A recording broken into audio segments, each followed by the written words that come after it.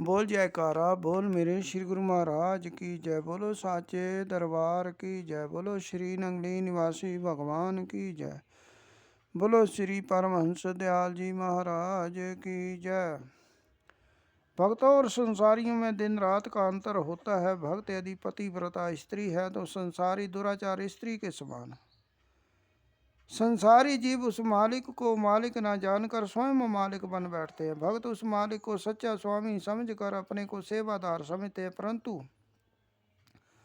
संसारी जीव अपनी ममता के कारण शरीर और घर पर अपना कब्जा समझते हैं। घर के जितने सदस्य हो सबका घर में बराबर हिस्सा है। कई बार अपने इसी अधिकार की रक्षा के लिए वे लड़ते झगड़ते हैं, परंतु सच्चे मालिक को भूल कर वे अनर्थ कर रहे हैं। इस पर एक दृष्टांत है। कोई महात्मा किसी सेवक के घर बैठे थे। सत्संग हो रहा था। दो चिड़ियां उस कमरे की छत में अपना घोंसला बनाकर रहती थी। अकस्मात एक और चिड़िया आई तथा उनका झगड़ा शुरू हो गया। उन्होंने एक दूसरे को चोंचे मारकर घायल कर दिया। महात्मा जी सत्संग छोड़कर चिड़ियों की ओर देखने लगे। कुछ देर बाद संगत ने हैरान होकर पूछा, महाराज किस विचार में पड़े हो? चिड़ियां देखकर क्या करोगे? कोई ज्ञान ध्यान की बात सुनाओ। महात्मा जी ठंडी सांस लेकर बोले, असली सत्संग तो चिड़ियां सुना रही है। घर के मालिक तो आप हो। आपके घर में ही इन्होंने अपना घोंसला बनाया हुआ है। एक कहती है घर मेरा है, दूसरी कहती है घर मेरा, परंतु असली बात का तो इन दोनों मूर्खों को पता नहीं।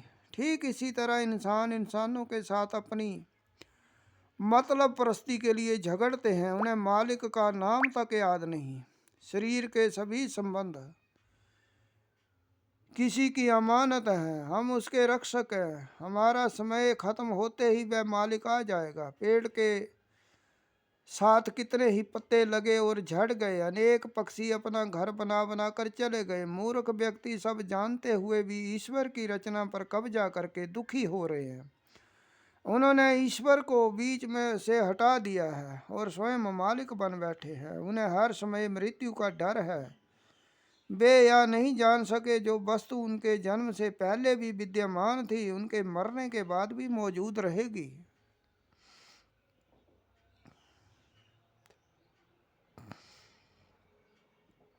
जीव उस वस्तु के होते हुए चला जाएगा, फिर वह उनकी कैसे हुई? यदि जीव ने मुक्त होना है तो इससे मोह ममता हटा दे। हर इंसान अपने को अच्छा और दूसरों को बुरा समझता है। यदि यह